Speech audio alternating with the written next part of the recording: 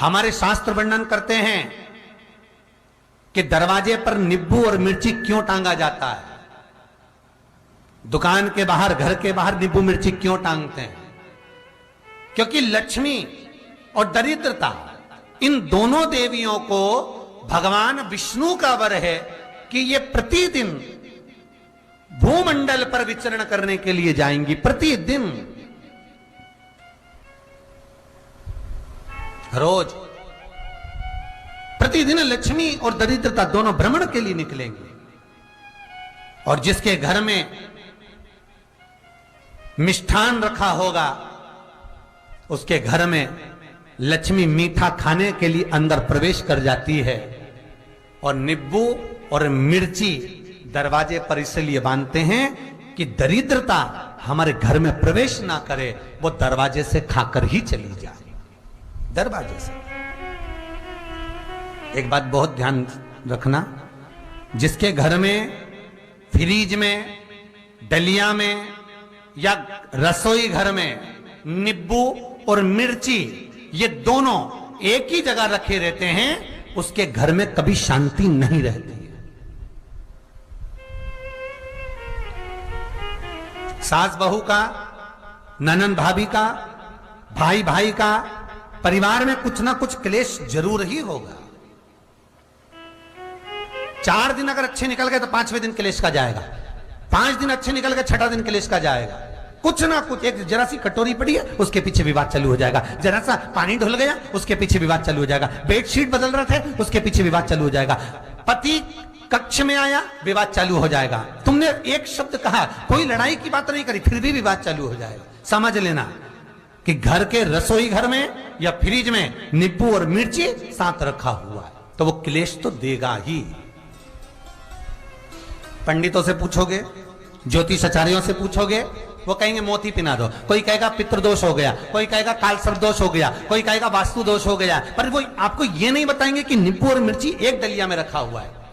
ये हमारा वेद, हमारा शास्त्र बताएगा कि नींबू और मिर्ची ये दरिद्रता देवी को प्रिय है, और जहां नींबू और मिर्ची साथ रखा वहां दरिद्रता प्रवेश कर जाती है, और दरिद्रता गई तो वो क्लेश उत्पन्न करती है, जिससे इसके घर में सुख ना रहे। सुख नहीं रहेगा तो लक्ष्मी नहीं रहेगी, दरिद्रता उसके घर में आराम से रह सकती है। अब बहुएं कहीं किसी से पूछ रही, सास किसी से पूछ रही, हमारे घर में शांति नहीं है, हमारी बहू बहुत अच्छी थी पहले, बहुत क्लेश करती है, हमारी सास बहुत अच्छी थी, बहुत क्लेश करती है, घर में विवाद इतना ज्यादा होता है गुरुजी, जरा सी बात के पीछे विवाद होगा इतना बड़ा फैल जाएगा, पति पत्नी में जरा सी बात होगी इतना बड़ा फैलाना हो जाएगा, बच्चों को थोड़ा सा समझाओ इतना बड़ा फैलाना हो जाएगा। कारण क्या है? उसका कारण है तुम्हारे घर में जरूर एक डलिया के अंदर नींबू और मिर्ची या फ्रिज के एक बॉक्स के अंदर नींबू और मिर्ची रखा हुआ है, उसका क्लेश तुम्हारे यहां रहेगा ही, सदा रहेगा। इसलिए महाराज नींबू मिर्ची दरवाजे पर टांगा जाता है, बाहर संग नहीं, बाहर जाए। एक बात बहुत सुंदर है, जैसे दूध और दही दोनों एक ही झोले में, एक ही बैग में, एक कैरी बैग के अंदर दूध और दही अलग अलग पॉलिथीन में बंधे हुए हैं, अलग अलग डोलची में, अलग अलग डब्बे में रखे हुए हैं। एक व्यक्ति एक ही बैग के अंदर दूध और दही ये दोनों चीज अगर लेकर घर के अंदर आता है तो उसके घर में संपदा की तो कमी आती ही है, उसके घर में संपदा टिकती नहीं है। घर में अगर लाख रुपए रखे हैं तो 3 दिन या 4 दिन के अंदर वो पैसा वापस जाना है। दही और दूध अगर एक ही साथ आया है, एक ही व्यक्ति एक ही झोले में, एक ही बैग में, एक ही कैरी बैग में अगर लेकर आया है, उसी तरह नींबू और मिर्ची का भी क्रम है महाराज। कई कई सब्जी वाले उसको एक साथ बांध देते, नहीं नहीं, नींबू भले अलग बैग में डाल लो, पन्नी में अलग बांधकर या झोले में अलग बांधकर मिर्ची रख लो, वो चल जाएगा, पर एक साथ अलग हो महाराज। मेरे को मालूम है दरिद्रता कि तेरे को खट्टा और तीखा पसंद है,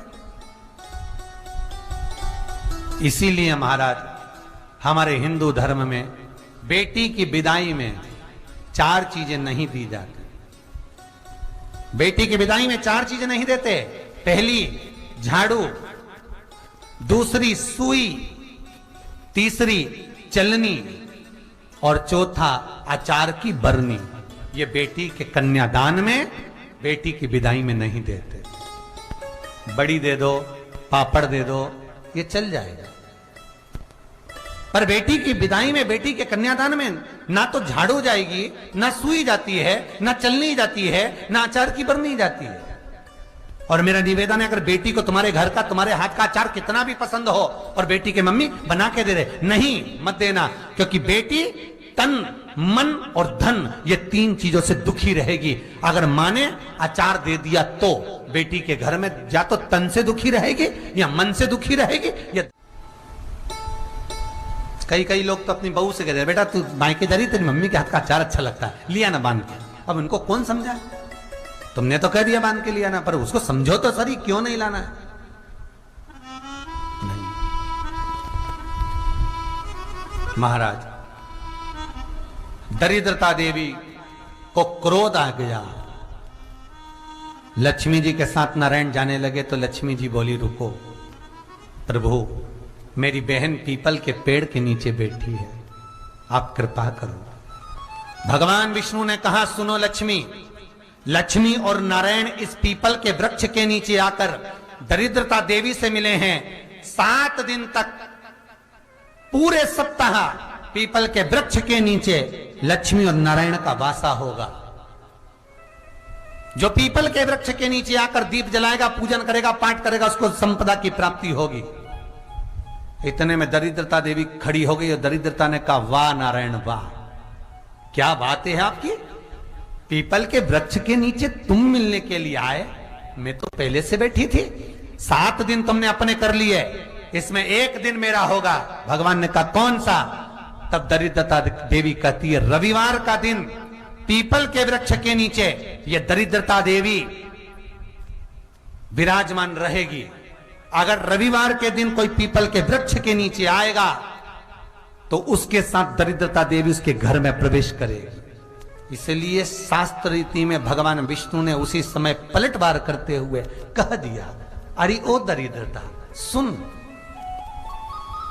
पीपल के वृक्ष के नीचे अगर कोई रविवार को आया और कोई पूजन की सामग्री लेकर आया, हाथ में कुछ ना कुछ उसके हुआ, खाली हाथ आया, तो तू उसके घर में प्रवेश करेगी, और अगर भरा हुआ हाथ रहा तो तू उसके यहां प्रवेश नहीं कर सकती।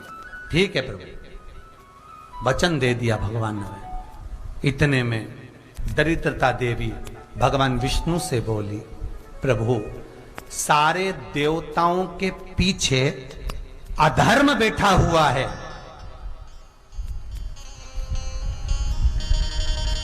सारे देवताओं के पीछे अधर्म बैठा हुआ है, दुख और दरिद्रता कहां जाकर बैठे हैं, आप स्थान बता दीजिए।